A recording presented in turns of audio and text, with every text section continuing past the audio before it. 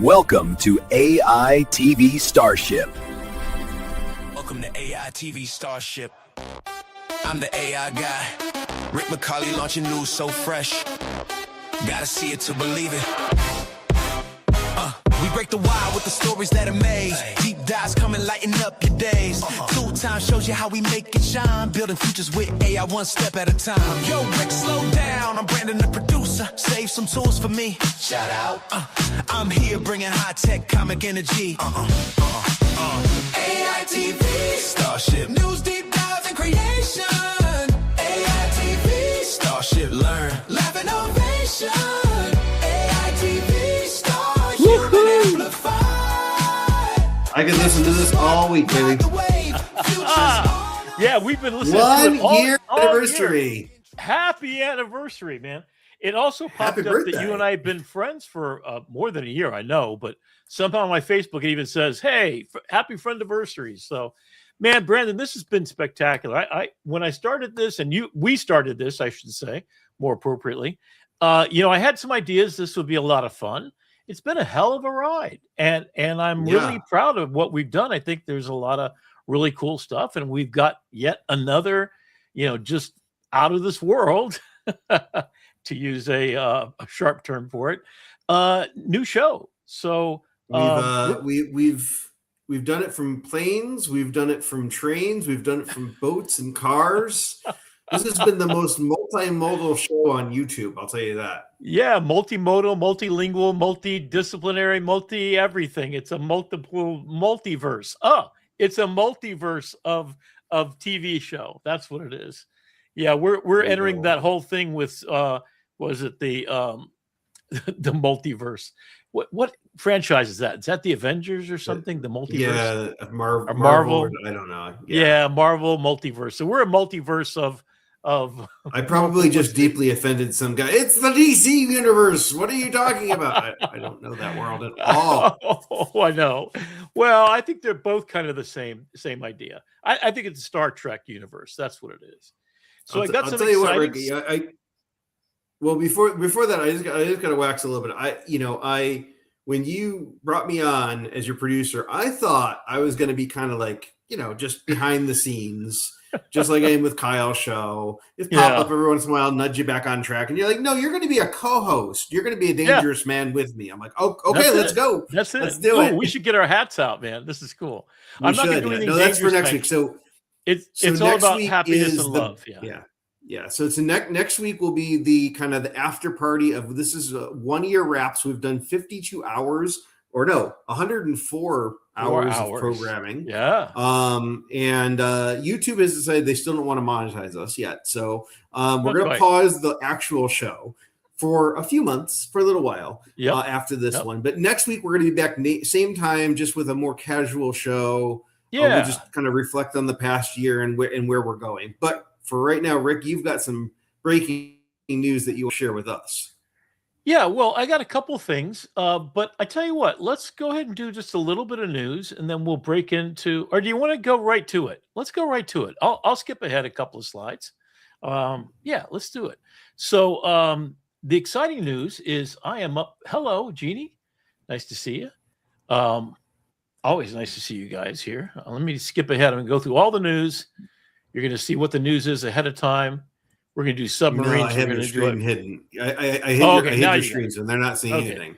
You can bring it up now. Here we go. I'm doing the producer thing. That's what you hired me to do. There you go. So this is what I've been up to. So if you're familiar with the Moonshot guys, Peter Diamandis and his entire group, they are the creators of the X Prize. If you remember going back quite a ways, actually, X Prize has started with, hey, can you build the best rocket ship? And they've launched millions and millions of different projects, millions of dollars worth of projects that are trying to cure cancer, trying to cure forest fires is one they just closed up. And they're doing each one of these things.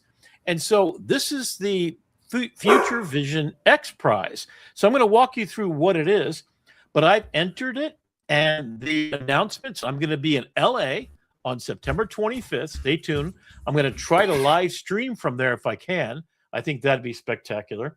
But this X Prize is to basically look for an optimistic vision of the future. So I put in my movie, Abracadabra. And to give you an idea how cool this is, guess who the judges are? My own very favorite human being on the planet, Neil deGrasse Tyson. And Rod Roddenberry, the son of Gene Roddenberry, the creator of Star Trek. So not only am I going to LA, but it's from 7 o'clock in the morning till 9 o'clock at night. And I'm having breakfast, lunch, and dinner with all these people you see on the screen. There's Peter Diamandis on the left. You've got Dr. Alexander Wisner Gross. He is just brilliant. You've got Dave Bluden, who's absolutely spectacular, and Salim Ismail, all fantastic individuals. And they're now producing every single 2 times a week now, because as you can see, if you want to watch just one of these shows, go look for China's Real Plan. It's spectacular. This guy named Alvin Graylin is going to be at the summit between the United States and China. And he was born in China, created companies in China, and now is a citizen of the United States for most of his life. And he is the advisor to the president and to the US government about AI. He waxes poetic for 2 hours of the most important information you will ever hear about this. They've had Mackenzie Prince, who is Alpha School creator. You see that in the fourth little box there. Ramirez Nam. I mean, these are just incredible people that you just have to watch this show. I watch it religiously. I've done notebook LMs about it. But so these are the guys that are changing the world. Peter Diamandis, if you don't know him, is probably a billionaire at this point.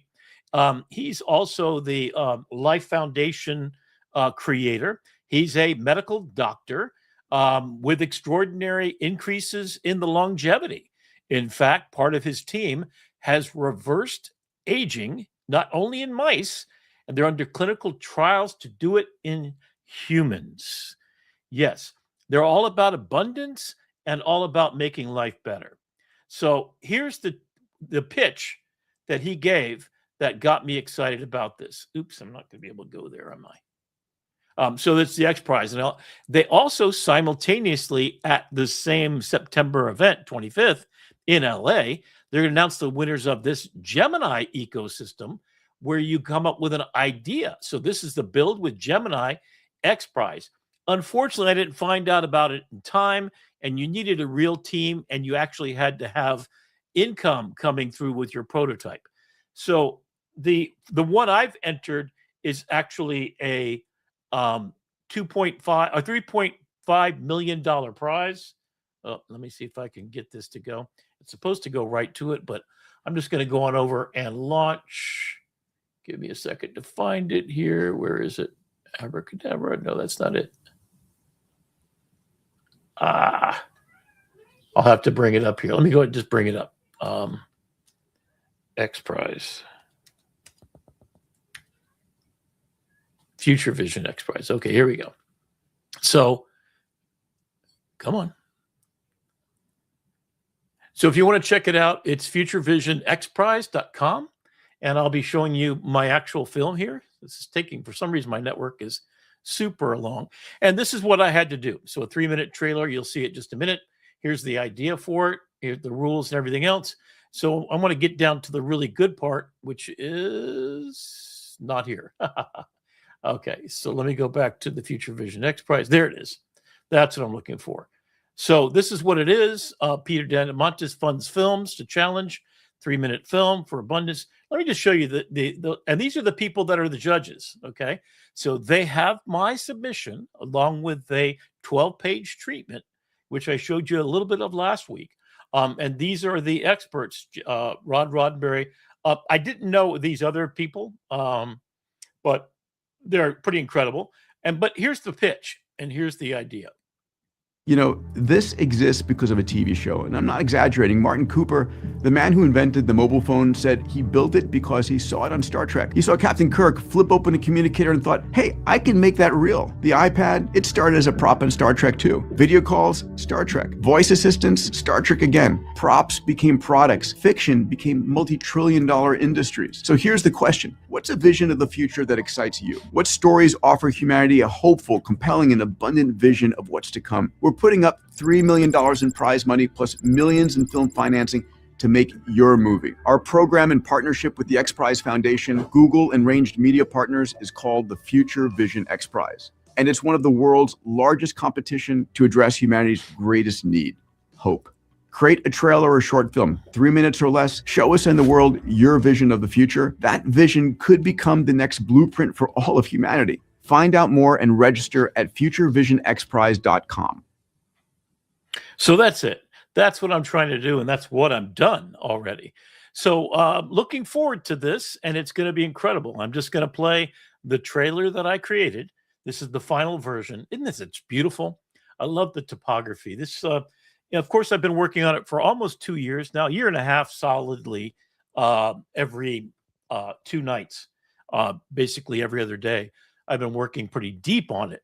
Not only have I made a textbook, I've made 6 different books on each one of the wisdoms that are around this idea.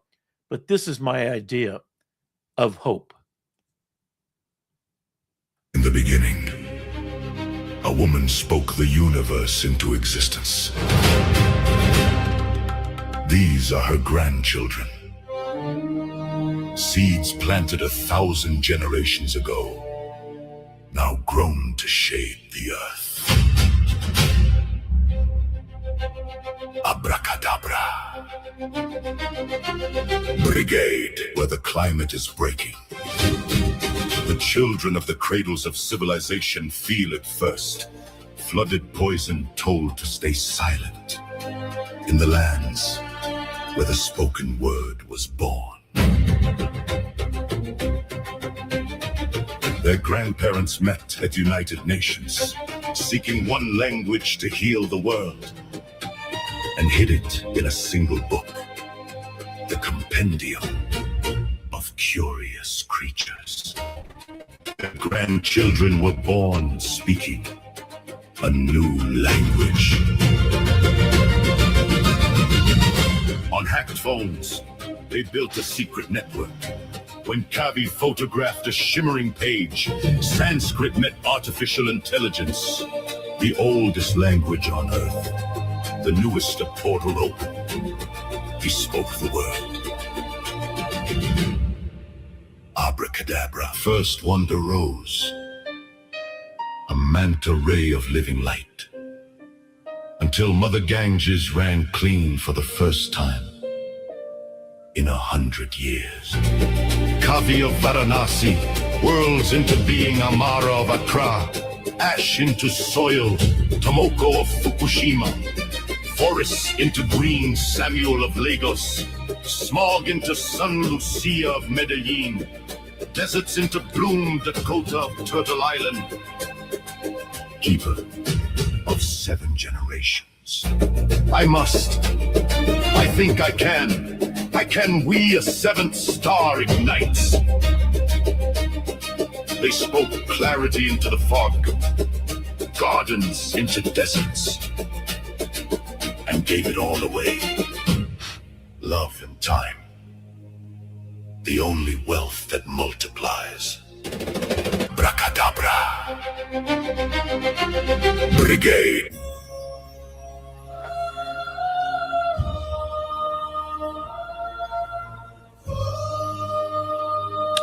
So these are the sponsors, which include Salesforce, Google, Range, which I was not aware of. In fact, I might take a look at that in just a second. Range Media is a film-making company that's arisen and has big people involved in it. Perhaps, Brandon, if you could take a look for Range, the film company, and they have some extraordinary sponsors for that. So maybe we'll take a look at that in a minute. The X Prize has been going on for a long time, and I don't really right now. Oh, you know what? Let's go over and take a look at it. But so this is, if you've noticed in the very beginning, I've actually improved from where I was. If you looked at the first opening credits, these are actually the characters that will appear in the film. We're missing one of the characters here. No, we are. Well, sorry, we have 6.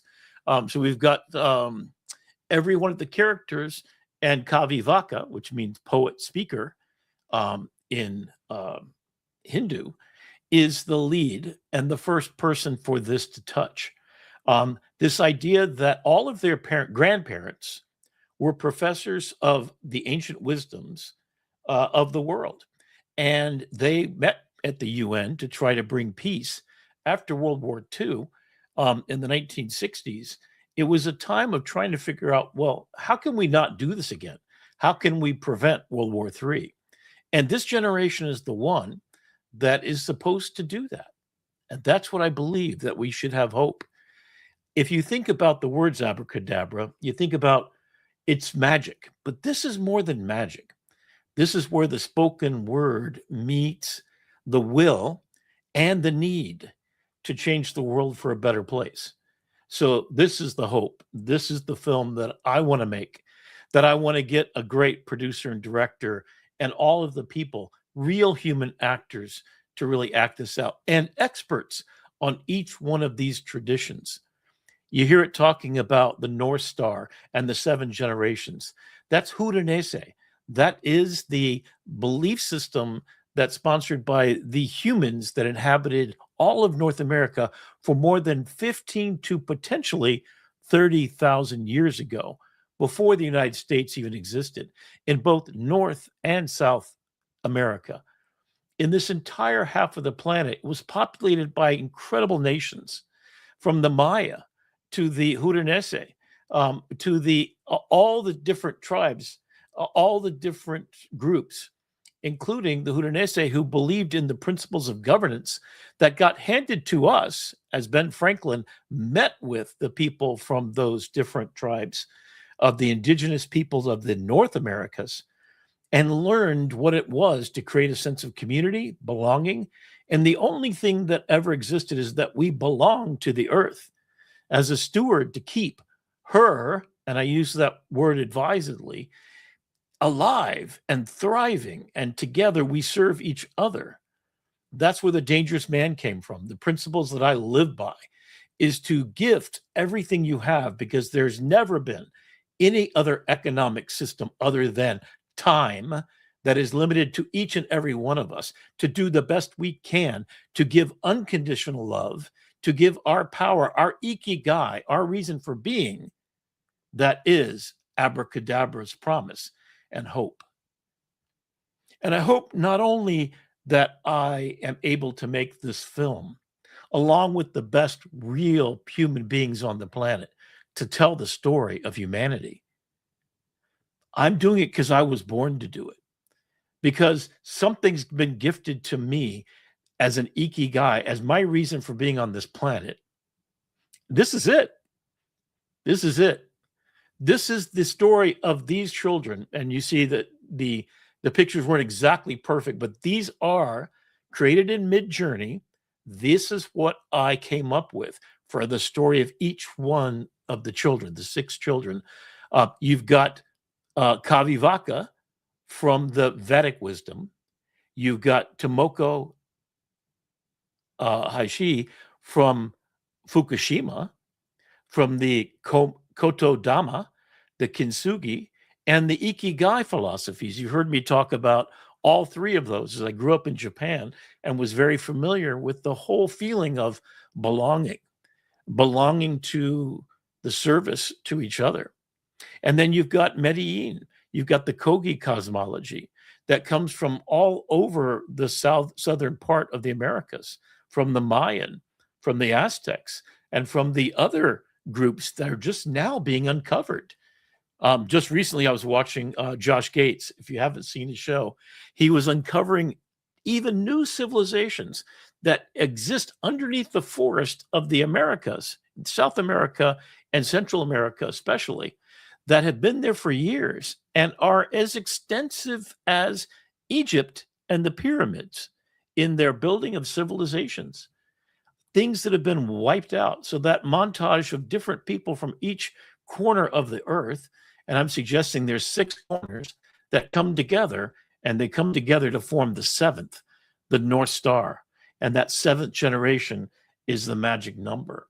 So you've got Lagos, you've got the Ifa, or the I because of we, the Komodoto tradition, and the Ubuntu from Africa. Those powers are wisdoms long ago.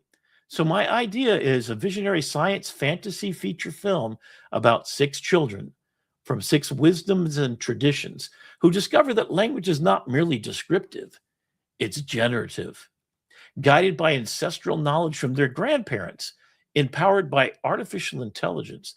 The Abracadabra Brigade uses words, code, and their own conscience to heal rivers, soil, and the memory and human agency. In fact, part of my involvement in making it. So just to tell you a list of tools I use to make this, to make the overview recording of the voice, I use Suno.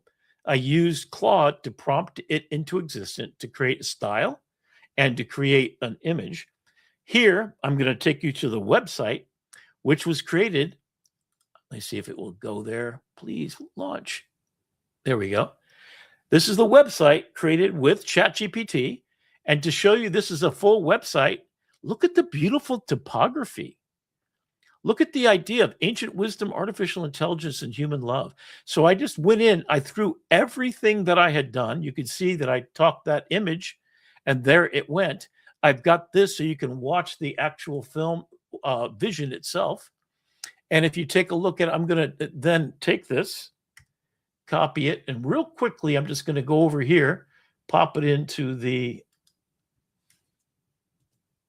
story at the bottom. Yeah, it's just better and better, isn't it? Oh my God. And I'm going to come back over here. So I'll show you this in a minute. So this has the entire brigade. These are the 6 children. Here's the story of each and every one of them and what their story is. Here's the pictures of them. This is a website. I just threw all of it in there, the whole bag of nuts, and then what it talks about. So this is the part about what it is to be and do these things. The resonance each. So these are the instructions. So it has to have, it's not magic, it's a prompt. And the compendium of unfinished being contains half-drawn creatures encoded as compressed Sanskrit phonemes. Kadabra parses the grammar into semantic code a child gives voice to. So the resonance is the child is listening for the need, breath beneath the noise. So they find out that the Ganges River is polluted. They photograph the image of inside the magic book. Each of their grandparents has a copy of this book, and there's others that are hidden around the world that they will find in book 2. Spoiler alert, there's going to be 3 movies, the way I see it, as there should be, because this is just the beginning. And they have to fight against an evil victor who is an oligarch, who is an extractive economist, who is all the evil things personified on the planet, who tries to track them down because as they heal the planet, they also get rid of the need for all of the ways he's extracting. Their own grandparents, they cure their dementia and Alzheimer's. It's a personal story for me. And part of how they do it is because they have a pain, a need, something they have to resolve. So they take that and they parse it and they think about, how do I do this? And then the voice is spoken with intentionality. And then it becomes manifest. And then they deploy these creatures into the network, into the body. So this is not just magical creatures and animals that come up like Harry Potter. No, this is real science. There are, and these are the different types. So river runners, or organisms that restore our soil and water all over the world. That phantasmagoria, the idea that we could build off the back of the idea of a whale shark or another animal, it's a filter feeder, to filter out the ocean, we've created plastic eating organisms already. that poop out proteins.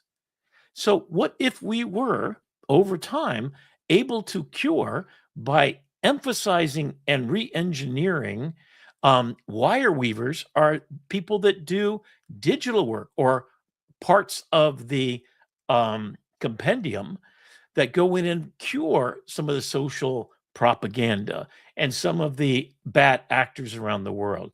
They fix what the extraction economy is broken in our society. And then inside your own human body, they create nanobots. So these are scientists, these students of the language of the world have now the intelligence and wisdom to be guided. But of course, they'll use it incorrectly too, because it acts upon whatever your wishes are. So just like Midas, be careful what you wish for. And the hybrids, those are both physical and digital space objects. And from one whispered wish to a planetary uprising. So this is the story as it's told, right? In Varanasi, Kavi reads to his little daughter, his sister, I'm sorry, Pariah, and she's very hungry from a ruined children's book. His grandfather reveals the compendium of the unfinished beings.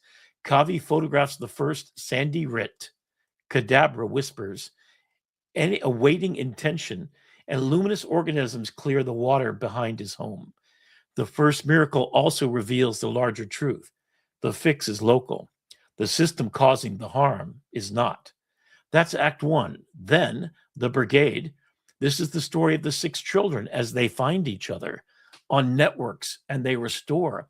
And so these 6 children, Kavi destroys his grandfather's mind by trying to restore. And then he nearly destroyed his grandfather's mind, but then finds a way to fix it. From catastrophe comes the bridge law 1. The grammar does not judge your intention. It executes your instruction. So the restored elders convene and 5 ancient words become one living principle. And then the consortium. So this is Victor Hagen. This is the evil extraction empire turns healing into a threat and the children into targets. Propaganda, bioterror kids becomes a trend on social media. So it's a huge fight between the evil that are trying to stop these children from healing things. And at first, no one imagines in a million years it's children fixing these problems. It's children stopping the extraction. And then the principle is released, abracadabra principle, to the entire world. And I want there to be in classrooms really studying how do we prompt things? How do we learn to use lovable in the way that Brandon's used it for beautiful projects that he's worked? And the same with Dr. Claire, just incredible projects of humanitarian vision and works, because we are able to speak these things into existence. So, Brandon, I want you to bring up, and also we should bring up Dr. Claire's work, as she's done extraordinary. She has like, what is it, 27 different groups of things. So this is what it's about. The world is more broken than we knew, and we have more power to repair it than we imagined. The gap between the world as it is and the world as it could be is exactly the width of a sentence spoken with enough precision, enough love, and through enough responsibility. And that is the abracadabra principle. That is what I live by. And there was her human radio. This is a true story. In fact, on the AI Salon, I was watching Kyle's presentation. This guy came on. He said, there's this radio, a real object in Japan. It's called the Wayback Time Machine. And it's being deployed and functionally working to restore memories that have Alzheimer's and dementia patients across Japan have. So it's a real story. So I started checking it out. And the way it works is, as my mom every morning would listen to Nat King Cole, and then she believed that I was my dad and recounted her courtship. And so the memory brought out by songs. In fact, her favorite song, ironically, was what is the name of it again? What am I? Why am I losing? I'm kind of losing it right now. I guess I'm a little excited about. But Nat King Cole's Unforgettable, Unforgettable. That's it. And then she can dance and she can remember. She would remember, and this is true of everyone who's lost the near-term memory, that the old memories of smells remain forever. It's not affected by the plaque. And the music, which they found out in Japan, that remembering things from your old days when she was dancing with my dad, she would remember every song, where it was, and what she did, even with more clarity than she ever expressed to me before. So I sat there and I enjoyed what it was like to look at my mother's eyes. And she would look at me like she looked at my father. And I could see myself being born in the love that that woman had for the world. So I dedicate this to her, to unforgettable memories, to the thing that made me me, that unconditional love that I believe every child is born with, the curiosity, the creativity. And we've extracted it out of even the students that I see in my classroom show up not believing in themselves, doubting.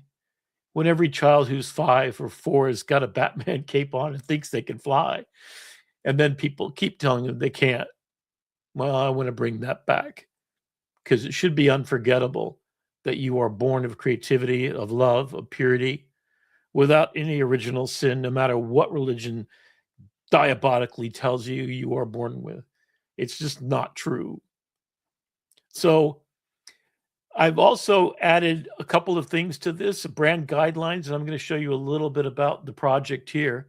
This is a new application, and I'm going to take a look at it just quickly here to show you. And it's called difffui.ai. It's an app. So I'm going to pop that in there for you. And you can see what it does is it goes in there. These are some projects that I'm going to show you in just a second.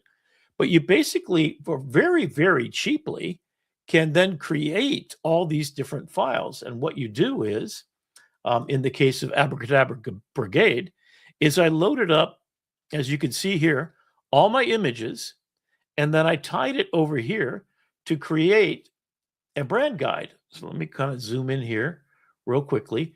Those of you familiar with, and you get $5 of free credits, which made me create all of this with $5. And then when I tried to join up, because you pay as you go, it's basically ChatGPT. So it created this, and you can see all of these are streaming in. And then I enter a prompt. I want a brand guide. And then it created these different brand guides. So then I did a couple of them, and I made, this was pretty much a really nice brand guide that included the color palette with hexadecimal numbers and the storyline, depth, mystery, infinite potential. So if you know design, it's got contrast ratios it's thought about. Color palette, our hues are timeless, grounded, and evocative. There's the typeface that you could use, and Trajan and Zinzel display. Beautiful choices. Look at how this looks. And then the emblems and seals and the human, which is this heart symbol. And it created all of this from just a simple looking at what I did, even the character presentation style and the clothing. So if we go down here, here's all the clothing.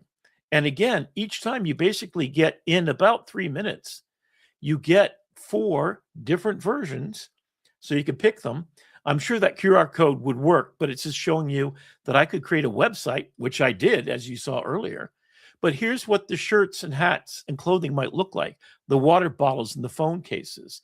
So this is kind of a spectacular tool, even if you cannot design. And there's the brand guideline: 6 children, 6 traditions, 1 mission, heal the world with words, code, and conscience. And then it has the whole is more than an apparel. It's a living symbol of wisdom, creativity, and compassion. Inspired by 6 children and 6 traditions, our collection carries the mission forward, uniting ancient knowledge and modern purpose. Wear it, live it, and share it. Wow. So that's what I'm going to be using all during my class this next semester as I start this Monday with a whole new revived way of thinking about it. And this is basically just screenshots as we just looked at. There's the brand guides you can see for that. Here's the other one that I've chosen. And this is the apparel one. So I really am going to open up a store. I don't know about you guys, but I want to wear these. So I'm going to be doing it. My brand guide's going to turn into, in my class this semester, we're going to take the branding class. We're going to actually open up each of these stores. We're going to make these of the quality that you will be super proud to do. We haven't decided if we're going to use an Etsy store or some other fulfillment way, or maybe even create a store on many platforms. Here is what I took from, this is a project window.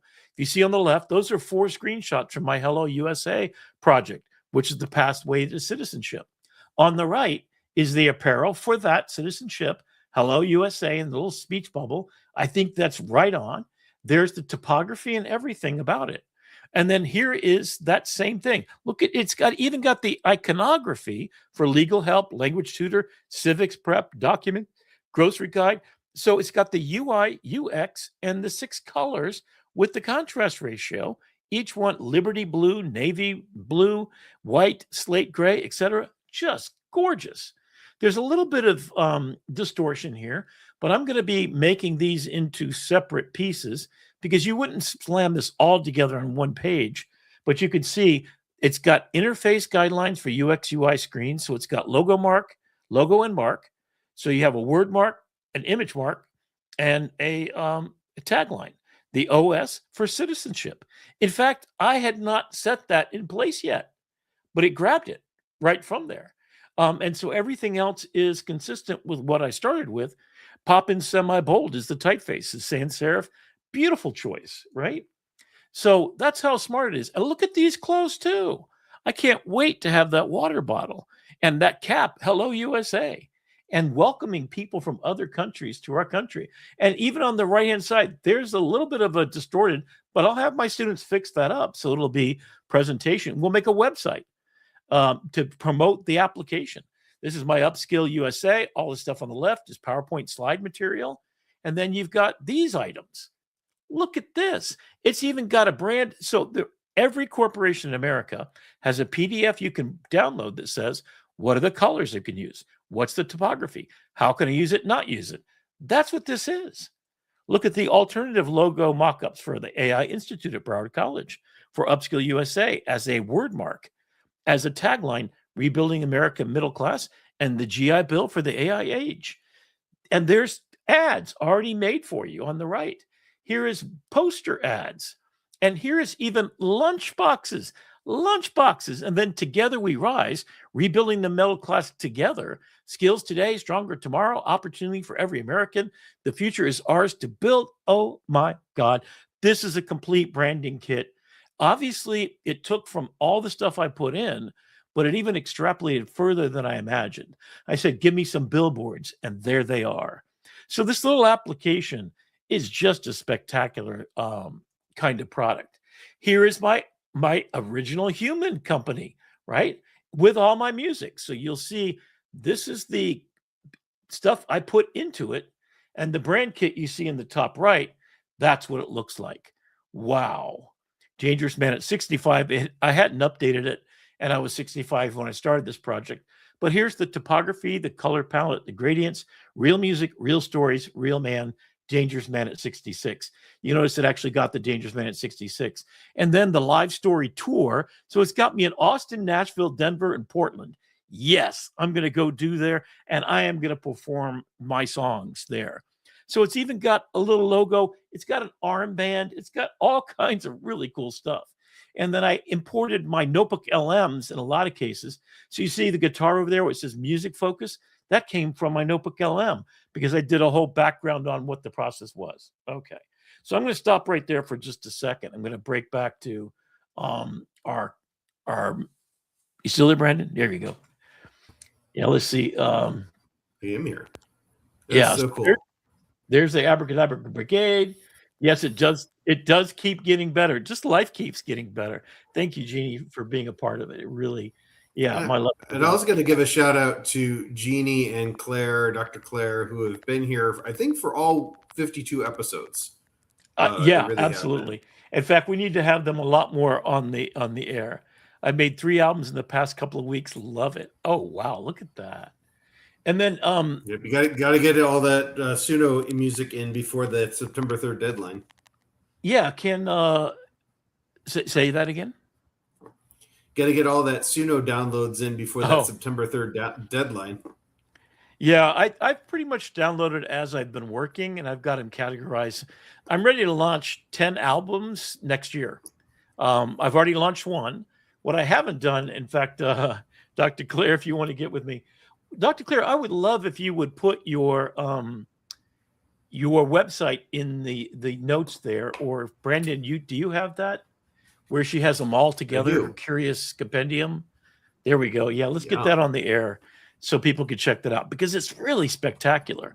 And Brandon, if you want to share any of your projects you've been working on, the lovable stuff you've been doing, you did one all about the victims of ICE, which is kind of oh, you got the upgrade to Suno. Okay, so yeah, let's do that. Let's Jeannie, if you want, to Dr. Claire, anybody else who wants to show up, I'm going to be putting in the Zoom link so that you guys can join me. I'm not going to do it right now because I want you to get prepared to take a look at it for this Saturday from 11 a.m. to 1 p.m. Eastern Standard Time. It's a New York time or Miami time. That's the time. I'll be on there for 3 hours. What I'm going to do is I'm going to do a deep dive on Notebook LM. I'm going to do one on 11 to 1 Suno. is 2 hours.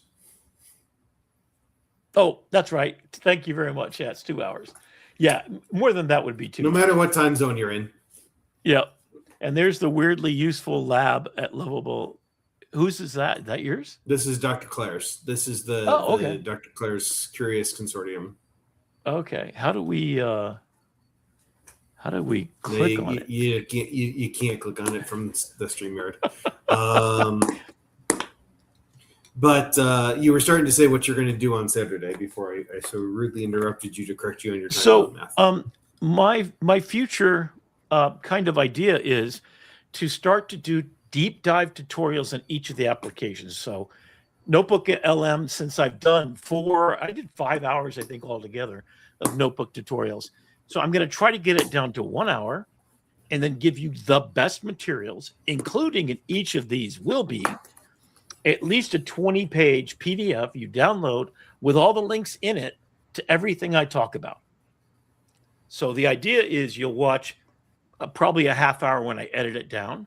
Then you'll download the PDF. It will have my entire Notebook LM Rick McCauley page, as well as everything I've ever learned. All the prompts will be in there. So the idea is I will give you a package for free about Notebook LM. Then we'll go over to Suno, and I'll give you some access to some of my songs and the process and everything. So I'm going to be building between now and January 1st, but I'll be publishing them as soon as I get them. Expert guides on Ideogram, ChatGPT, Claude, Gemini, Firefly, all the Adobe products, Photoshop, Lightroom, and the rest. All of them that involve AI, you will have at least 1 hour with downloadable stack of everything you could ever want to know as a downloadable and shareable document. So that's my goal. When I relaunch in January, this is my goal right now. Hopefully my promise, maybe it'll come out by Christmas, and maybe we'll announce it at Festivus. Wouldn't that be good? I'll try to make it Festivus. I think that'd be cool. I think you'll get an early Christmas, or maybe you'll make it a Hanukkah gift, where I'll present AITV, which will be my new trademark name. Going to drop the Starship. I love it, but we got to go for brand power.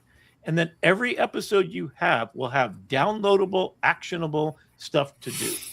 And then if anybody wants to share or be part of the process, Saturday is going to be my workshop to produce these objects that you can download.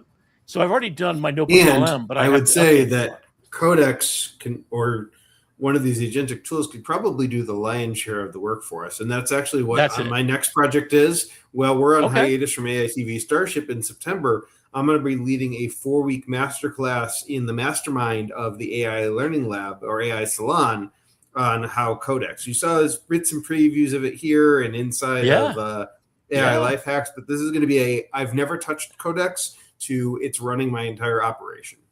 Wow. Okay. So I'll share with you that I'm going to do the exact same thing with Claude. So between the two of us, if you want to continue to do some stuff, I mean, that's what I want to do. I just want to give it away, give it away, give it away. Babe. What's that song? Who sings that song? Give it away, give it away. I know that Jeannie knows that, right? Isn't that the who are those guys? Give it away. I had to say it. Okay. Codex kicked me out of the StreamYard. Oh, I have it running in the weird. background on a project, and it overtook the tab that I was on. Oh, okay. Those things can be memory hogs, FYI, because I think I'm still running my news show from today. That might be why my network. Oh, yeah, that's what's going on. Yeah, it's running the news gathering tool in the background as we speak. So let me turn a couple of those off. So a couple of things I wanted to do just to kind of finish up. So do you have some things you want to show as far George Strait? No, give it away. Give it away. It's a modern day group. Coldplay. God, what is it? Give it away. Give it away. What's the trivia question? Who's give it away? Give it away. Musical band. Give it away. Give it away. Give it away now. Red Hot Chili Peppers. Red Hot Chili Peppers. Thank you very much. Yeah, I'm sure George Strait did it before. Yeah. Okay. There you go. Yeah, that's a trivia question of the day. In fact, we should have a trivia show in the future too. Yeah, they're amazing, and I think that idea of giving it away is kind of what I'm feeling like. It feels really good to do something and people to receive it. You know, Brandon, you did something really beautiful for me that I want to share, and that is my whole notebook LM, which I'm going to copy this right now and put it in there for everybody to see. Let's see. Let's put that up there. And this is easy for you to show. There we go. notebooklm.rickmccauley.com. So Brandon, a couple of months ago, shared this. And how many people have looked at it already? Or over 11,000 impressions on Twitter. And from what I understand, about 5,000 people have used it continually. So there's about almost 10,000 people using it right now. I've already finished. In fact, 3 months ago, I finished the new updated one. That's a shorter, tighter, better list. But this thing still is useful. I use it every single day when I do Notebook LM. So that's the thing about giving love away. And here's one other thing that during the show, AI Salon, which I always love to. In fact, let's put up the URL to go check out AI Salon's events, and especially since Brandon's a producer and a creator for the platform. We want to share this generously, as that is their idea.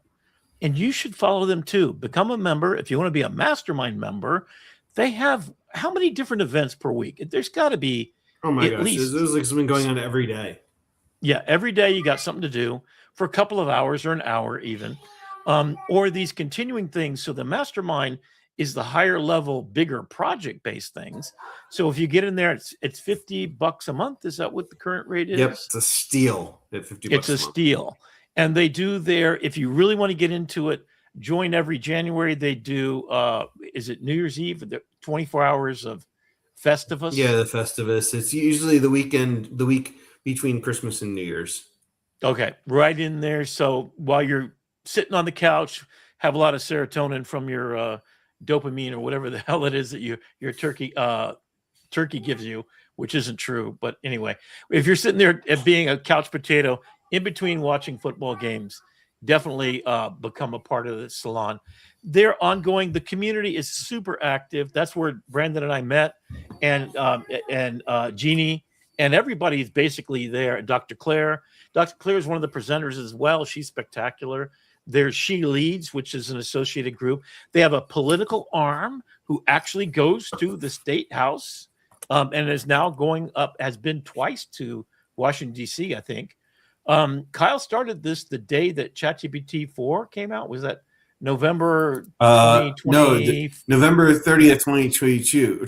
November 30th, 2022 was the day ChatGPT dropped, the original ChatGPT. And he started AI Salon a week later. A week later. So this guy's a visionary. In fact, I went back and watched 10-year-old, back before he started AI Salon. I watched videos where he did presentations. He sounds just like me. And he's doing a musical right now too, for real. And you got to check him out. He's on there how many nights a week is he doing? He used to do 7 nights a week. 3 nights I a don't week. know. 3 nights he's a week. got 3 nights a week now. Oh, and they're live streaming just like our show is. In fact, is he doing it right after this show or no? No, he'll be on tomorrow night. And he also does office hours every Friday at 1 Eastern. Yeah, and the office hours, is that just for mastermind people or is that available for everyone? No, that's for everybody. Oh, okay. So office hours, they everyone. just kind of do a recap of what are people thinking about, worried about, and they just have some super, super smart people on there. I mean, we're just average. 2 of us guys, we're just average on that show, right? You've got Gareth, who's doing all kinds of, he's changed. You talk about your mastermind. These people are just insanely clever and smart. And even they talk about everything. So if you're in education, if you're in business, there is somebody, real estate. I mean, every night is a game changer. So definitely, So ChatGPT ads are now rolling out. Oh yeah. And you can also take a master class in how to use ChatGPT ads as a business to improve your business. The jury is still out as to whether this is going to backfire horribly, my guess, or whether it might work. So do we want to go to the news real quick? Yeah, and ChatGPT ads is rolling out. I saw that. Yeah, that's what I was just saying. So I don't know if it's going to work or not. Go for it. Go for the news. Yeah, so let's go ahead and go for the news and get there. And let me go back. Hang on just 1 second as I re-roll to the beginning. Ta-da. Okay, now we're ready. So Anthropic has launched this Claude computer and uses Skills API and Files API for production agents. So this means, so you have your on-computer use, you have your browser usage, this is your operating system's usage. This is deep. It takes over your entire computer. And it has been leaked that Apple is making a special Mac Mini that will be under $1,500 that's purpose-built to run large language models, all the open source, Kenny K3, all that stuff. So stay tuned because that's September, 10th or 15th or something like that. So this is what you're looking for. So let me make something really simple because Brandon just brought up ChatGPT's Codex, right? Is that the right name, Brandon? I want to get this right. So ChatGPT has Codex. Oh, it's ChatGPT Work, but it's ChatGPT Codex. Yes. Which is 3 levels of increasing agentness. So if you just use ChatGPT, you're getting questions answered and lots of detail. If you go into Work, you're then connecting to all of your email and to your other systems. So you're connecting your dots together. And if you use Codex, that was traditionally for programming, but now Codex and Work are blending together and they're becoming an agent you put on your system. It operates in a folder, a base of operations. It deploys hundreds, if not thousands, of little tiny agents that autonomously, you just say, go build me a website. That abracadabra website is an example of what ChatGPT can do. I just went over to Codex and I said, build me a website. And I threw in everything I had, literally 50 files or so. And it just built the most glorious website in less than 10 minutes. Beautifully designed. Don't try to do that in Anthropic. I'm sorry. It sucks at doing that. But anyway, I'm using Anthropic's Claude on computer, which also does the same thing. So you basically tell it, and I will be doing future Saturdays on those 2 subjects with downloadables for both and examples of exactly what you can do. Today, there's a couple of people on the internet that are starting to put skills. In fact, Andre Karpathy, if you haven't taken a look at his second brain scenario, basically takes everything that you're doing and makes a second brain of all your knowledge so that you have an infinite knowledge engine. He's made it self-recursively improving. So that means you train it on your business. Let's say you're trying to run a roofing company. You train it on everything you do, including making all your social media posts for you, answering all your email, keeping track of how social media is looking at you, keeping track of Amazon ratings or Yelp ratings for your business. And then it will autonomously get better and better and better, training that you do less and less, and it does the work for you. In the first opening of this agent world, you're going to start by doing more work than you ever did before. Once you get to the tipping point, all of a sudden your work goes down from 100%, which is 40 hours a week, let's just imagine, down to only 10 hours a week, down to an hour a week. And then you get your phone where it just says, hey, boss, I got a problem. And you tell it what to do, and it fixes it. You got a problem? We'll fix it. It's abracadabra time, baby. So both Anthropic and ChatGPT and Gemini really soon, as it does have some of that agency, are the ways to do it currently, as well as the old Claude bot and all the other ones.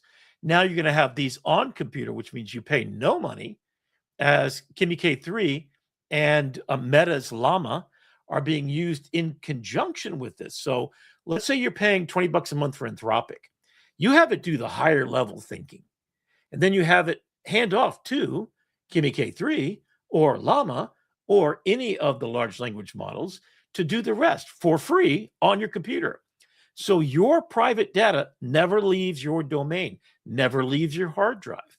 But the orchestrator is either ChatGPT or Anthropic's Claude. That's basically in a nutshell what you need to know about this new computer use thing is. And each one of the browsers, including the Comet browser I use every single day, has an assistant built in that can actually take over your computer. You tell it to take these 30 songs I just wrote, put them into Suno, generate the songs, download them, put them in a folder in my Claude code, then copyright them all, go through the process, pay the bill to get them copyrighted, then put them on DistroKid, then optimize them, and then do a social media rollout. And my music gets published all the way to the very end in a chain that you can then take that skill to get from creating the song all the way through the end, hand it to Jeannie, and she can use that skill on her own computer with her own music generation process by just feeding in the song she wrote and then collecting royalty checks at the other end. Oh my God, that's where we are. All right. So Claude designs protein binders against 14 to 15 targets, beating industry. So we're looking at designing customized cancer-killing agents. They've already demonstrated, there's a film, if you take a look for it out there, I should have downloaded it. They took the engine for HIV virus, which eats stuff, and they used it instead of radiation therapy, which kills all of your cells.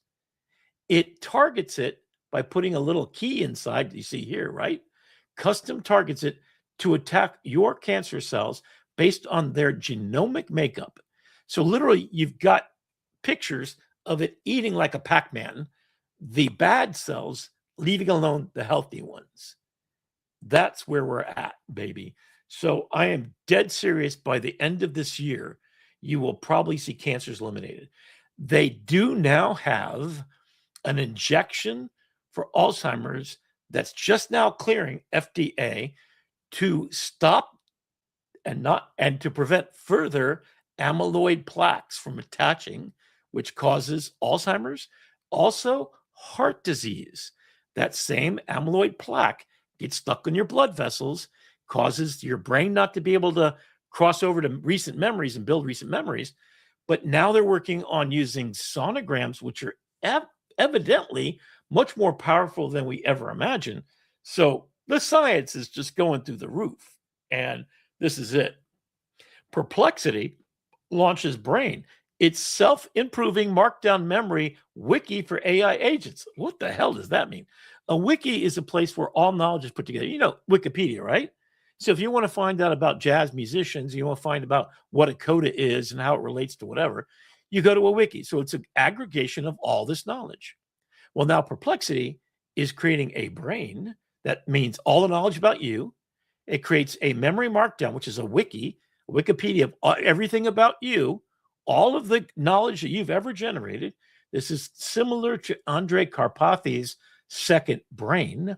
That means it's a duplicate of everything I know. My 20 projects live in 20 folders right now. Each one of those folders is being optimized as I create new content. It goes in the top folder, and then it goes down into the correct folder, and then it's summarized, and I complete books by saying, here's a checklist. Do chapter 16, 17, 18. I'll do the rest, boss. Take care of it. That's it. That's where we're at. So Perplexity, because it's using ChatGPT, Gemini, Kimi K3, it's using DeepSeek, all customized for American usage without the things. Perplexity's got them all into the hood. So their brain, which is what I'm paying $200 a month for, to generate this slideshow you're seeing in front of you, is now even better than it ever was because it has unlimited memory. This is the next big breakthrough that ChatGPT is working on too. And that is all memory about everything. So the context window right now for most large language models, either 1 million tokens or 2 million tokens. Claude and ChatGPT have 1 and 2 million tokens. That means 20 copies of Harry Potter, all the books. That's how much data we have. So in one conversation, that's how much room you have to hold context. Well, if you create it as a database, a second brain, or a memory wiki, it then puts that into a folder on your hard drive, and then it can go looking for, because it has traces to where all that data is. Basically, it links your one project to your next project to your next project. It looks for the markdown language that describes, hey, what's the graphic design style that you're using? That's one of the things I'm going to be talking about extensively, is how do I use branding and style guides, including what I just showed you about Abracadabra and My Dangerous Man. The design guide that I have there can be handed to ChatGPT, tell it to make a design markdown language, includes the typefaces, the 5 colors I'm using, the whole messaging system built in, drop it in the root folder of any folder. Everything produced from there, a movie, whatever you're doing, keeps that design guide, the color palette intact. So you have a consistent branded messaging system. That becomes part of the memory wiki. Per project, I'm going to have a design markdown per project that includes the logo, the different ways it can be used, et cetera, et cetera. So yeah, we're getting there. Greg Brockman is stepping in at ChatGPT. And here's kind of the real backstory about it. Nobody really is starting to trust Sam Altman. Greg Brockman is super smart, and he's the one that's meeting with all the officials to get this to go through. You might see something happening at Claude the same way, because as there became animosity between the U.S. government, Pete Hegseth, and those evil military people that started wars without consent, grab them by the you-know-what,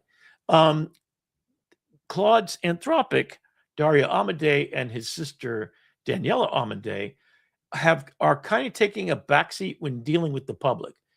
Greg is a very expert and dealing with, calls by investors, etc. So they're putting him in there because Sam Altman has too much dirt on his shoe at the moment. So because of the lawsuits that went through recently, that left a bad taste in investors' thing. And as they're going for a $2 trillion market value coming very soon, you see that Sam's going to take a backseat. Greg is stepping up. All right. This is, your average thing. I hate to put those news stories up because it's going to happen. You're going to have accidents. But if we had all self-driving cars, 256,000 people per year would be alive. So I'm all for not putting up these negative stories. So I'm going to skip this one. Unitree has a robot that's faster than Usain Bolt. And it's really freaky the way it works. They've also created one like this that's like a horse. In fact, here you go. Chinese startup shows off a robot horse you can actually ride. I love it that they use the terracotta soldiers over there in the back as kind of because I've seen the terracotta soldiers underground. If you ever get a chance to go to China, I don't think you will be able to for a while. But yeah, it's an incredible experience. And then Moderna and Merck are mRNA. That's the kind of thing that we're using to take care of. So mRNA is an RNA vaccine. Moderna's vaccine for COVID was generated in 6 weeks, and it took 6 months to put it in our arms because why? They had to test it on humans. Now they're getting to trust it so much that they're getting a 3-year cancer benefit off of it, meaning wherever you are with your cancer, if you've got 10 years to live, you're going to gain 3 more already. So we're getting AI from Moderna, which is using every one of the large language models.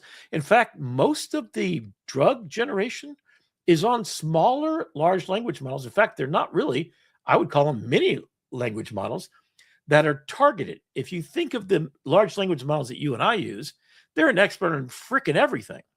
Well, Claude and Gemini, and especially DeepMind, DeepMind is doing this by fine-tuning and focusing their own models that they've developed the same way these open source ones are. Now, so that you can train them off of the large language models and then cross them between multiple large language models and come up with new, unique solutions. And the big thing with all these companies is they have their own supercomputers now, which is a breakthrough in supercomputers that just came out again. And there is fusion in Germany, which I don't think I have that story in here. But I just read that today. Fusion is now becoming commercial. In Germany is the first one to crack it. You saw them get to 1 hour of actual more energy comes out that goes in. Now they're getting to a level where they can commercialize it. So fusion, which is unlimited energy supply of the sun, may just solve all of our energy needs for the entire planet in less than the next 5 years. So don't worry about those data centers very much longer, but we still have to wait a little bit. OpenAI is launching a $5 million initiative because the freaking government went in there and nullified all of the states' rights to manage their voting. Trump has also announced he is going for a 3rd term against the law and over my dead body. Let me tell you it like that.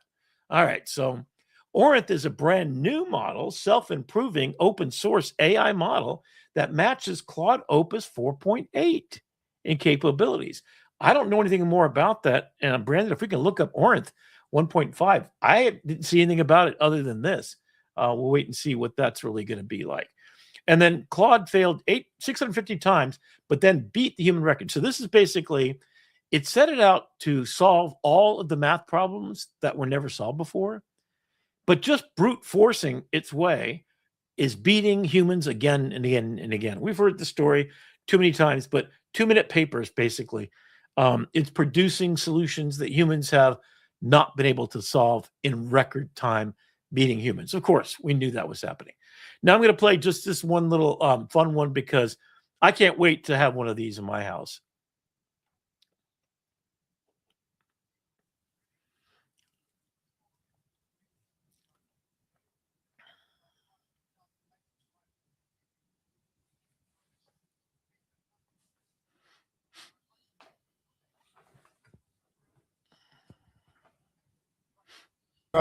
Designed for the average person. Just as EVs revolutionized the car industry by introducing advanced software that minimized the command center down to a steering wheel and a screen, we believe that we have the solution to revolutionize the cockpit, so that the cockpit will no longer be intimidating, but instead it should feel familiar and intuitive. A lot of companies have promised this personal electric flying future, but most of their designs just aren't practical. They fly with exposed propellers, and they're designed where acceleration comes with an uncomfortable forward tilt. They're basically just human-sized drones. And we know this because we originally took that route when we built the H1P1. It was cool. I even had a blast flying it, and it got the FAA airworthiness certificate that we needed. But those tests taught us something important. To achieve our real mission, we needed a more practical and refined design. So like any other company looking to actually make a great product, we went back to the drawing board and ultimately landed on the H1X.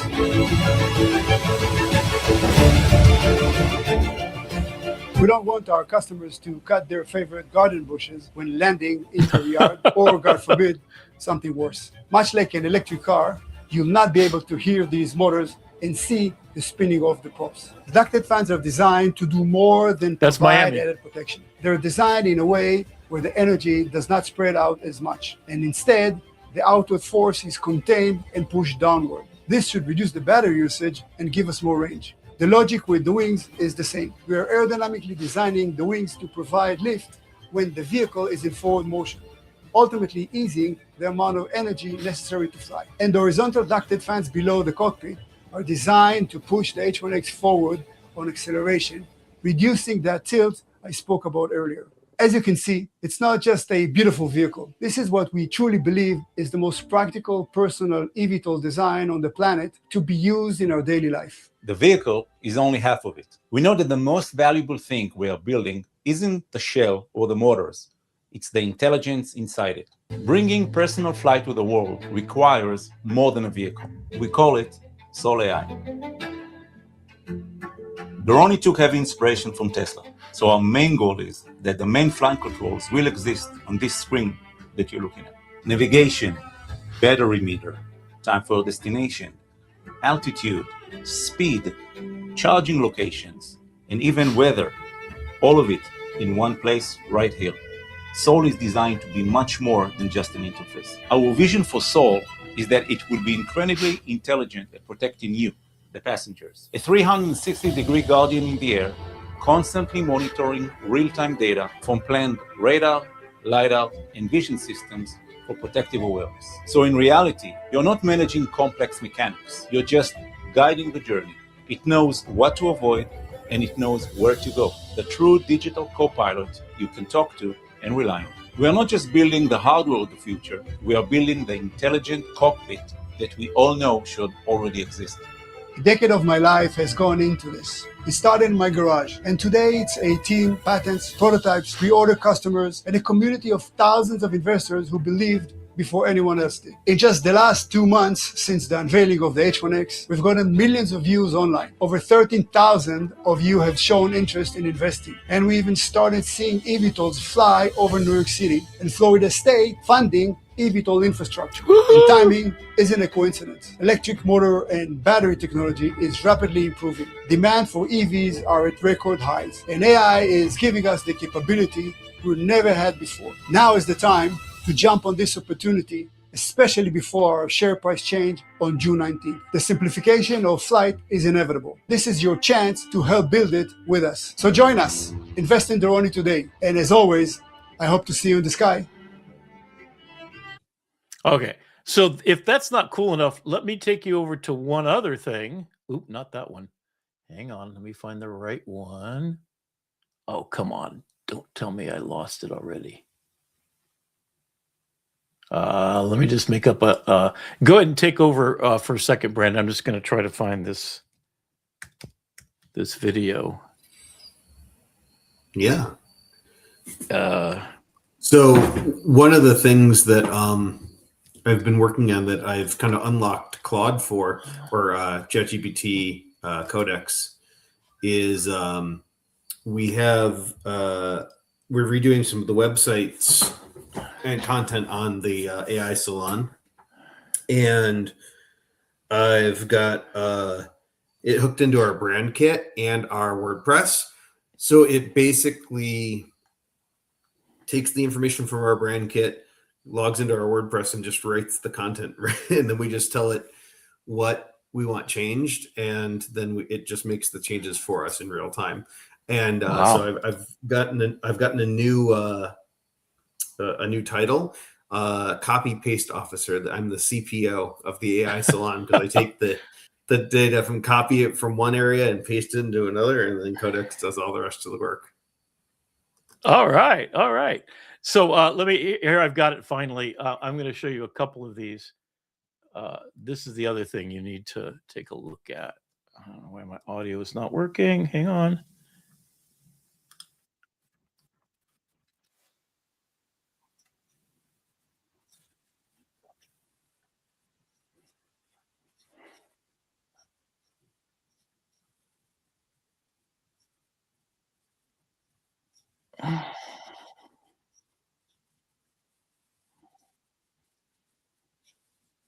Is the video muted? It's a cool shark.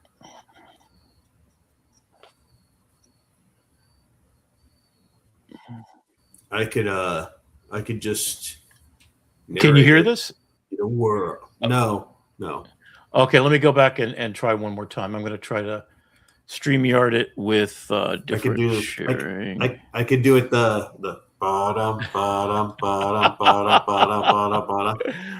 All right, but you did see the other one with the air vehicle.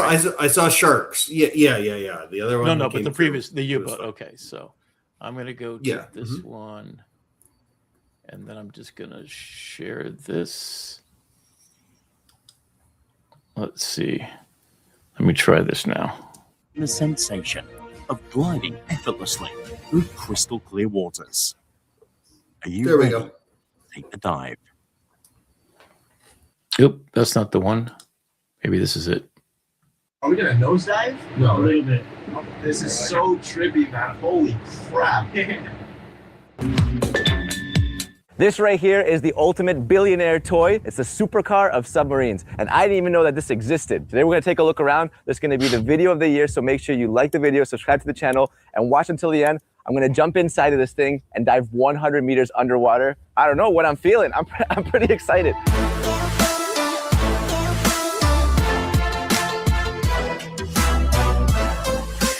Nemo, baby.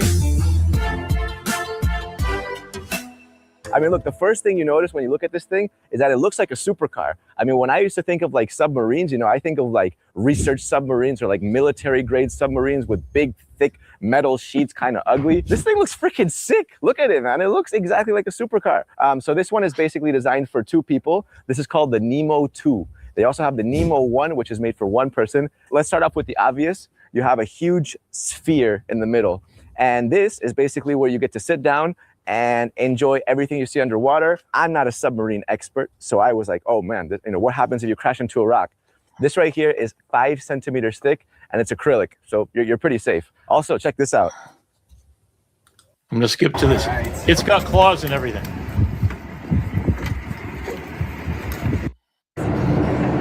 So now we're officially underwater. Is that them? That's them.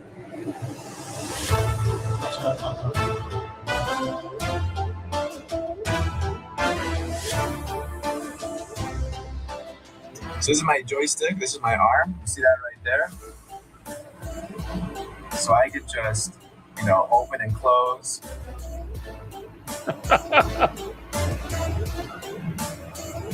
It's pretty flexible, it's pretty easy to use, to be honest.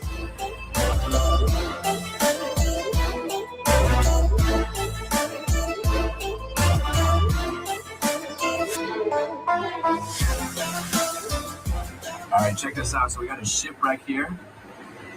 We are 46 meters underwater, and if you look closely, you got a lionfish right there.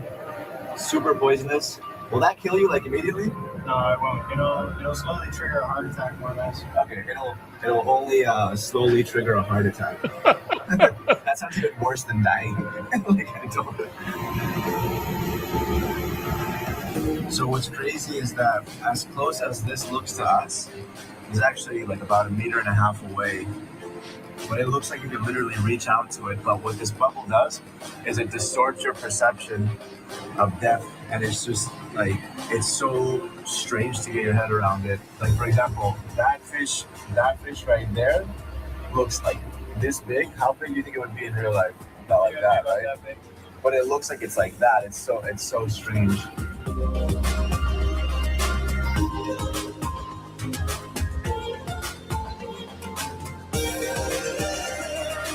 Alright, we are officially 100 meters underwater. Look, the number's even in red.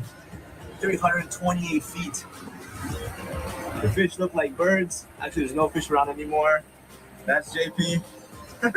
Crazy, man, crazy. This is how it's being driven. So show them how it's done. So to turn the thing, you need to just twist it. You see, you twist it like that. That's how you turn right. That's how you turn left. And then to go backward, you just pull it back. Yep. just like that. That's your sonar. So that just scans out from down there. And then that is how you control how deep you go by turning it in different directions. And this is crazy.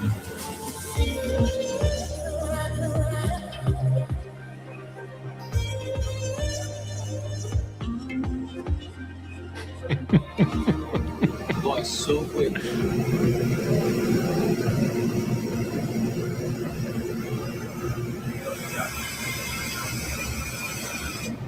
Whoa.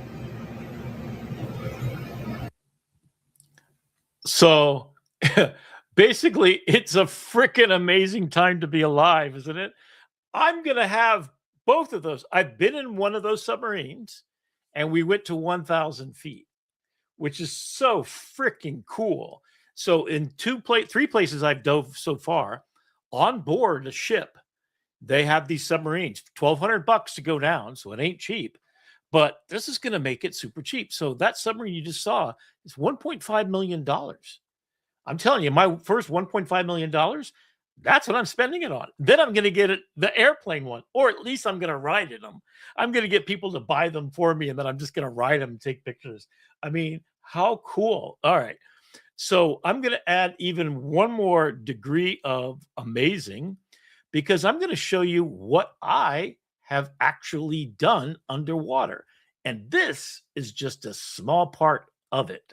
So what I'm about to share with you, and let's go share okay, stop the screen. I'm going to share the screen for my PowerPoint. Where is it? PowerPoint. There it is. Okay. Gotta make sure it's got audio. Okay, here we go. We're ready for it. I'm going to speed on down a little ways. So you saw this already. This is where we left off. This is me in the Galapagos Islands. That is my shutter triggering on my GoPro.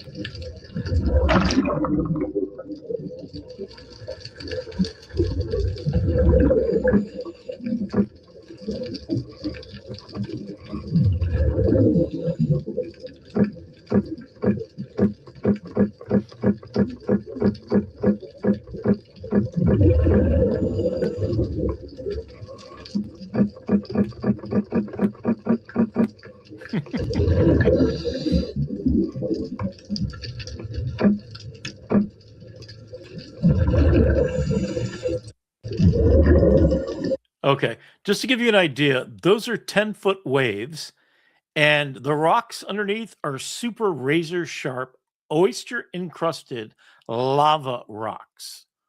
So I am swaying back and forth about 10 feet in each direction, back and forth, as this 1-year-old seal pup is coming down and just playing with us.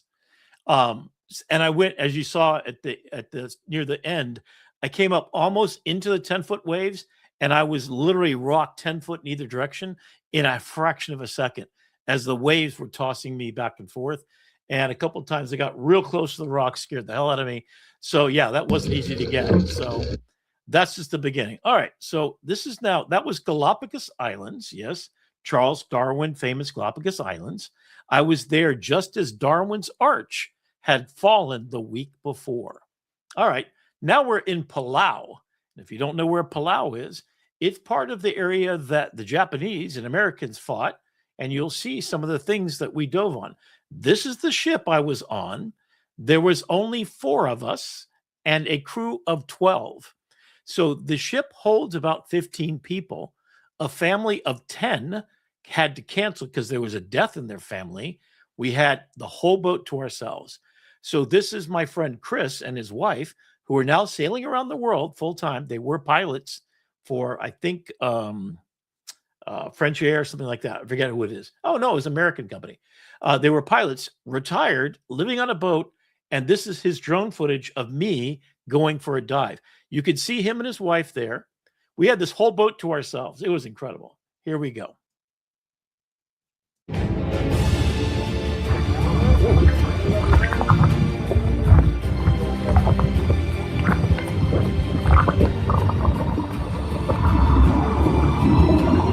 That's me on the boat, on the right-hand side waving.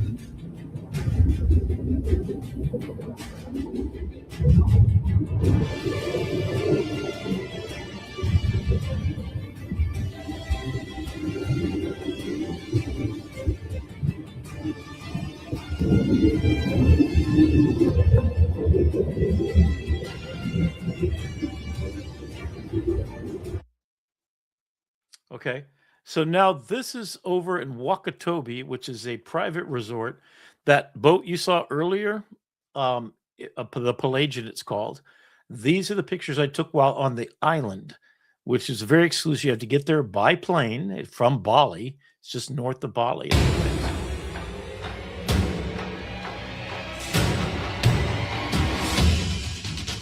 Pygmy seahorse pregnant, male.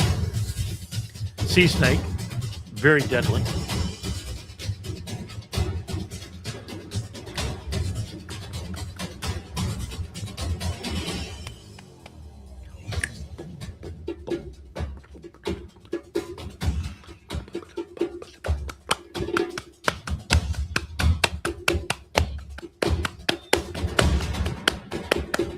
Pufferfish, stonefish, jawfish, blenny, anemone, cleaner fish, lionfish,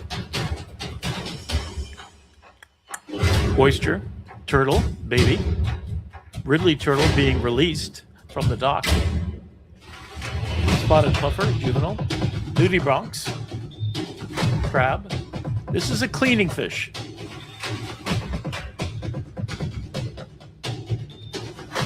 These were all taken in 2 weeks' time. Alligator fish, eyeball. Oyster again. Pygmy seahorse.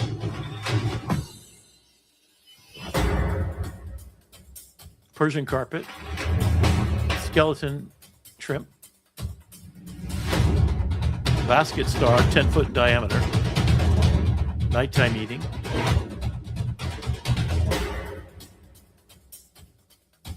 Sleeping parrotfish. Parrotfish. Not sleeping. Anemone fish. There you go. Okay, now this is in Silfra in Iceland. Iceland is famous because the European continent meets the Atlantic continent at this very location. You'll see me in a dry suit. I had never dove in a dry suit before. It was much easier than I thought. I've made over 2,500 dives. So far, I'm coming in on 2,600 soon. But this is 32 degrees, I guess it really was, although 34 is what I put here. It's a GoPro attached to a stick. A little shaky, but you'll get the idea. This is literal ice water.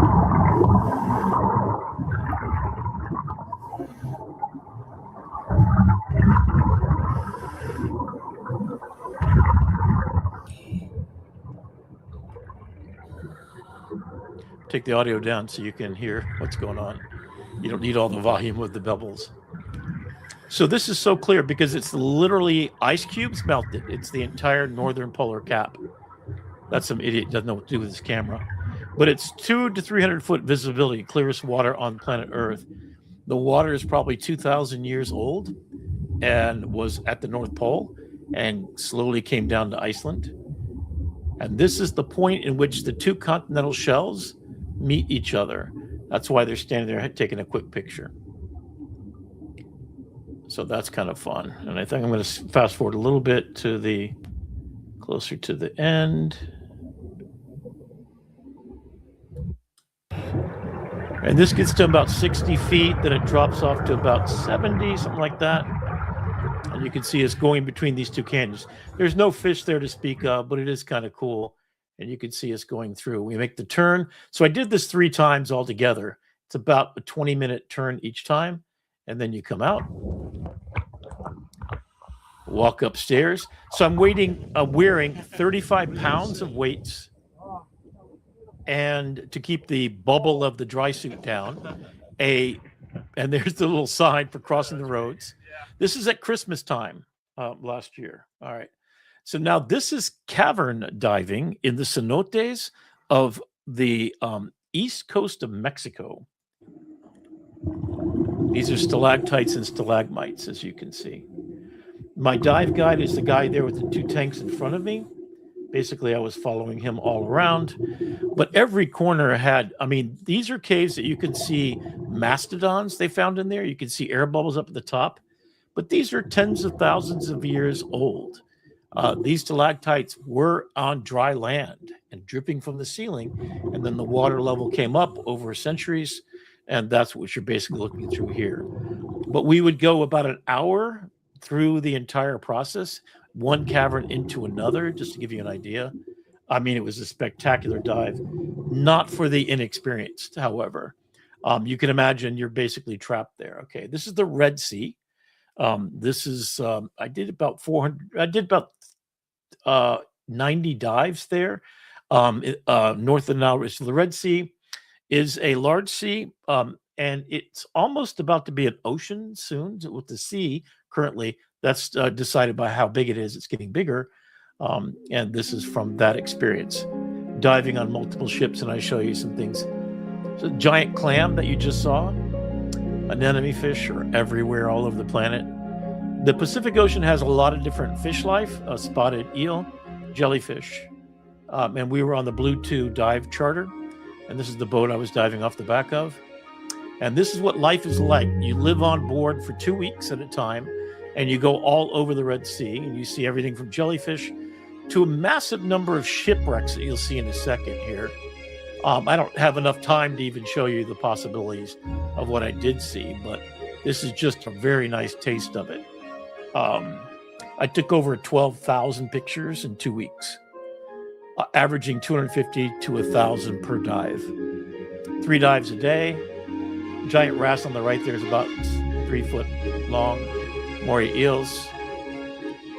Nudibranchs are naked gills. Those are the gills on top. This is out my port room window. Jellyfish again. Moorish idols at the bottom. There were clusters of them, so big. Dive friends that we're diving with. That's the dive guide. He usually has an extra tank in case someone gets into trouble. And I'm going to go on to the next one. This is also, so this is Cozumel, and then just off of the coast, north of it, Isla Morada, is this beautiful underwater museum, statues that were hand cast from human models that posed for them. You can see it's a museum underwater in the Yucatan Peninsula. So this is the same place on the inside where you're seeing the landmass to the bottom right. That's where all of the cenotes are, and you'll see those in a minute. But right now I'm going to show you a little trip. This is inside this space. These are sculptures. You can see the woman clasping her hands praying and the diver in the background. Just to give you, these are actual size human cast models. And they have really weird things like this car that was literally a VW cast in a type of metal stone that is fantastic, that organisms actually grow on. So this one's only less than 6 months old. You can see how quickly that stuff, architecture, starts to grow. Here's another one. This is another photograph. This is from Bali and that area. That's the equipment that I've been working with. This is my macro setup. You can see I've got a GoPro, usually right on top of my main camera there. It's not there right at the moment. 2 strobes, 2 ready lights. And I've started to put my iPhone in a case and also take that. So I'm always shooting video. This is the cenotes, 300 foot deep, the one you see on the left called El Pit. You can see how many divers, and you can see where the surface of the water at the top, and at the bottom is a halocline layer of chemicals that are completely murky white, not really great for your skin. You go through it, it becomes clear again. I dove about 130 feet on this dive. Here's Tiger Beach, right off the coast of Florida.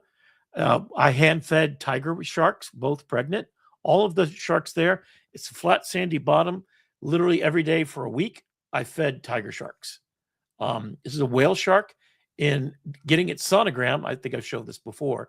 There's my friend at the top up there, and I'll show a video at another time, but this is in Socorro off of Mexico on the West Coast. This is in the Red Sea. This is the wreck, as I'm going to show you in a minute. This is where 3,000 people died. This is the during Christmas time, during Rosh Hashanah, during that whole time period. The ship wrecked, and you'll see this is the story about it. So I'm now producing a book. Each picture in here is going to tell the story. This is the Salem Express. Descending in and basically on the night December 15th, 1991, this is recent, the Salem Express struck a reef in stormy weather near Sagfa, Egypt. The ship en route from Jeddah Safaga, carrying more than 1,000 passengers and crew, many of them pilgrims, and on.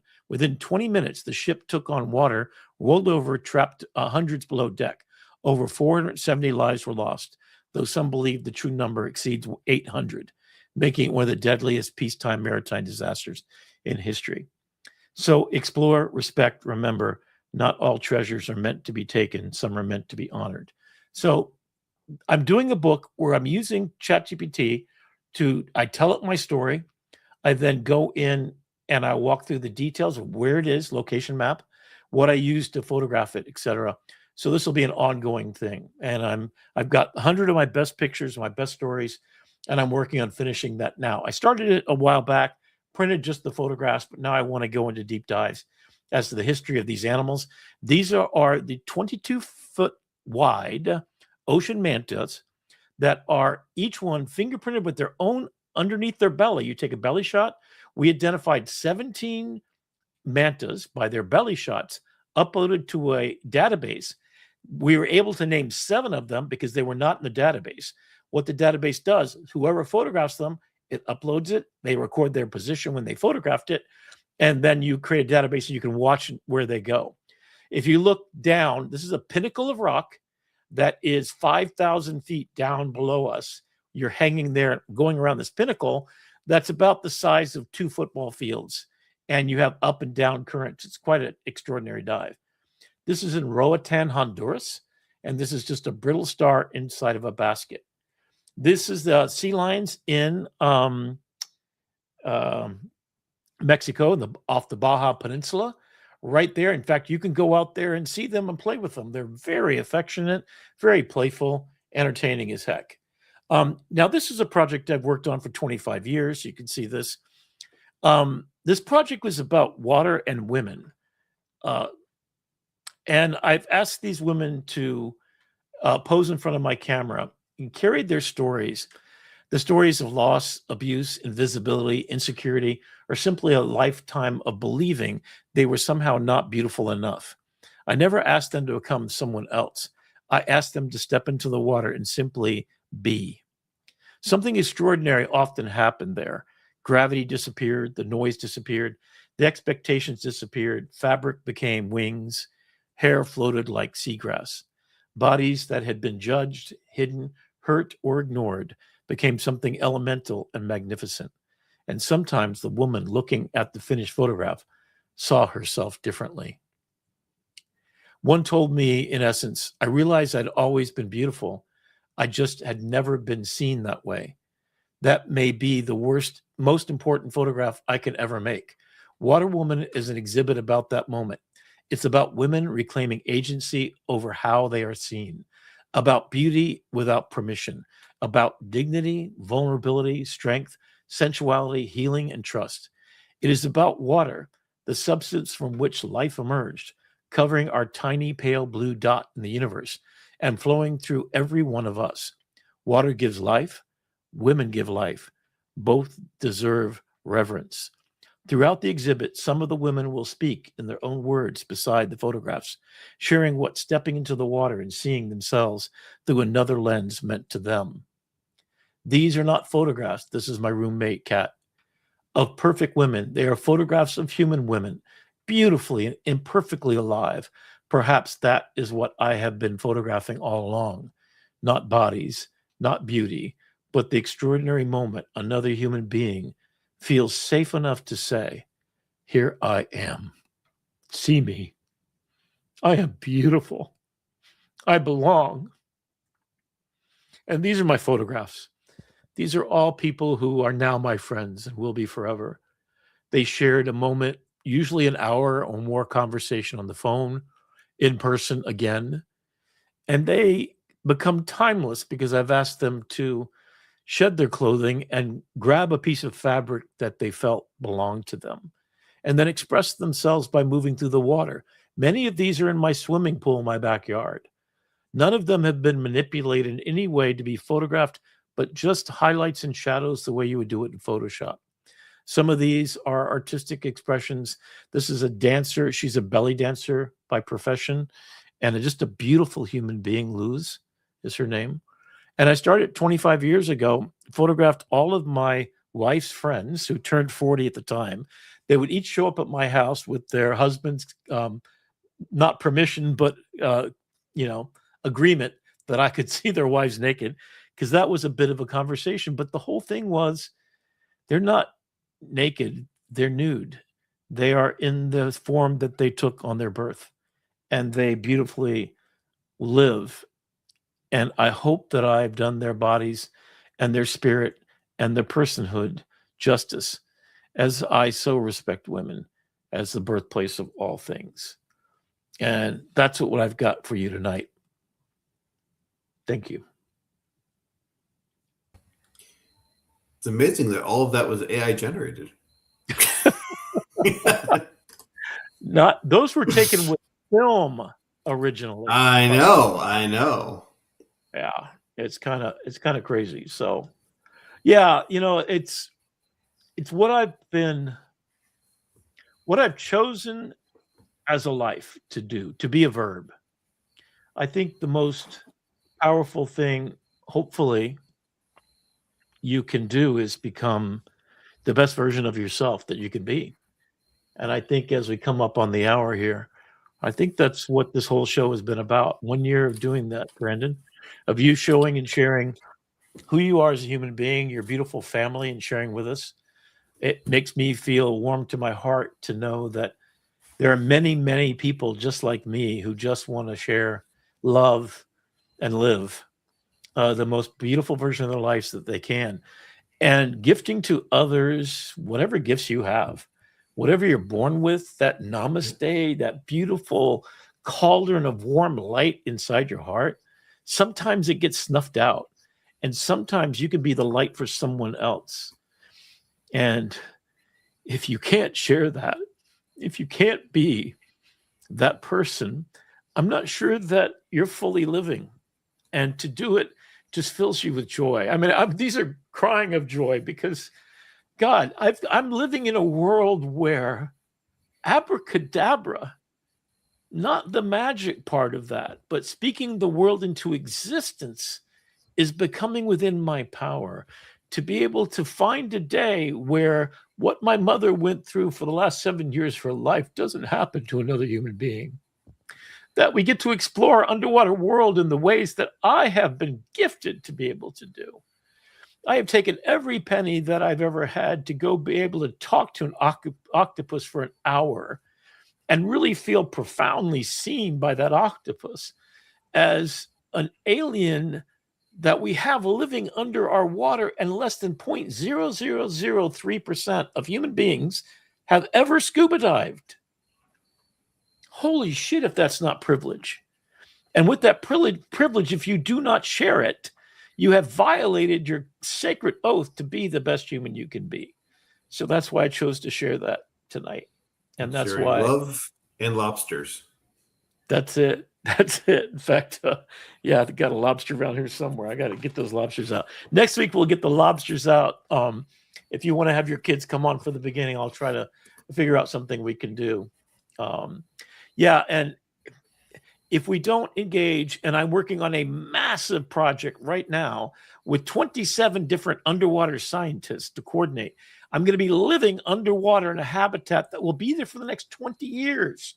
You know, we've spent more time in the space stations than under our own water. And it's so much easier to go underwater since Jacques Cousteau, you know?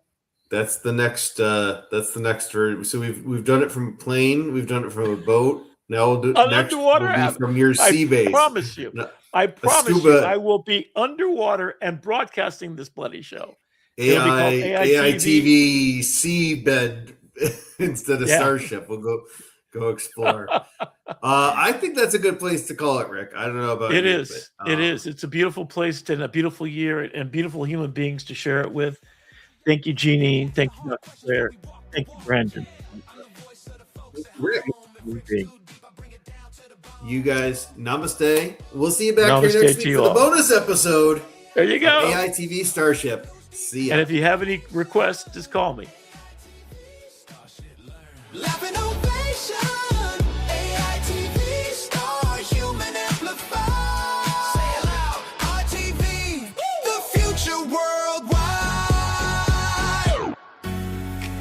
Ask not what I can do for you, but what you can do with AI. We're the dangerous people who get stuff done. And show you can too. Imagine a beautiful world. With you, we can make it come true.